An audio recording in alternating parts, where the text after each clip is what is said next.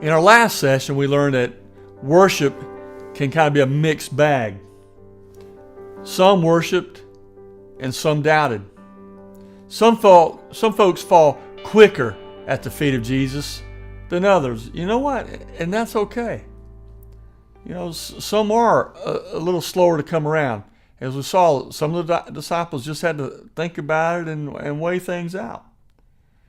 You know what? Again, that's okay, as long as we all get there.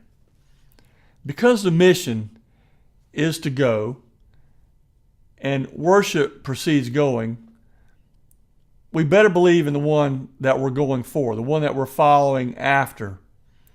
And this session focuses on the one who we're going to follow.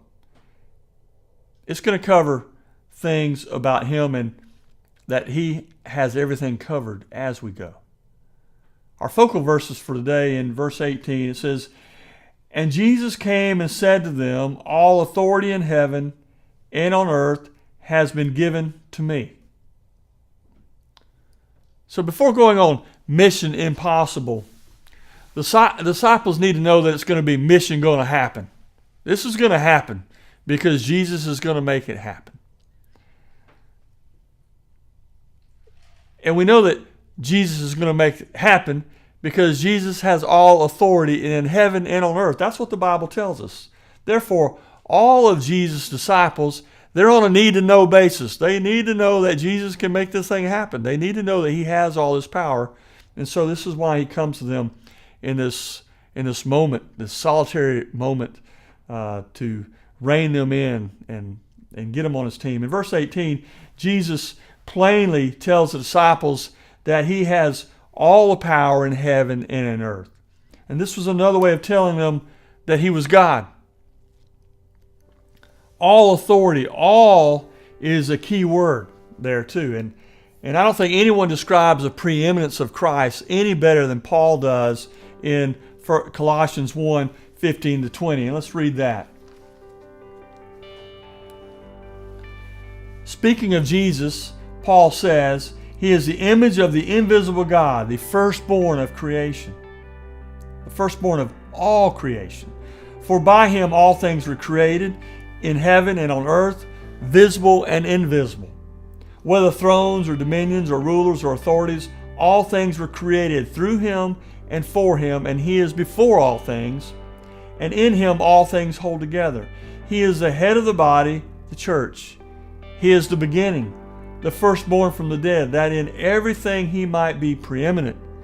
For in him all the fullness of God was pleased to dwell, and through him to reconcile to himself all things, whether on earth or in heaven, making peace by the blood of his cross. So Paul says that Jesus is all that in heaven. He holds all things together here. The world is traveling, earth is traveling really, really fast and rotating at the same time. And if you've noticed, none of us are falling off of it. Our lives seem to be moving very, very fast and doing all those same things, but yet Christ offers to take the heavy stuff off of us.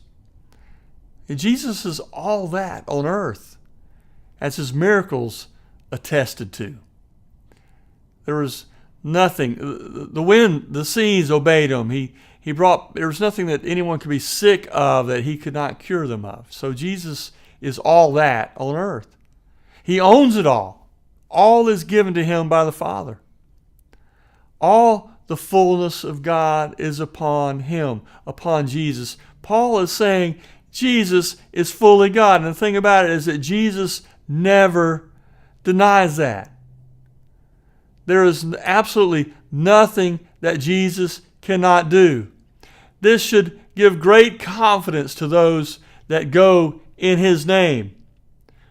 Whatever we're doing for Jesus, whether it's knocking on doors to tell people about Jesus, whether it's telling a friend at work about Jesus, whether it's serving people in Jesus' name somewhere in another community so that Jesus gets all the credit and all the glory, whatever we're doing, we know that we can go in the confidence that he's got our back. We go in his name, not our own. Thank God. So how can the fact that Jesus has all authority on heaven and earth help us go on mission?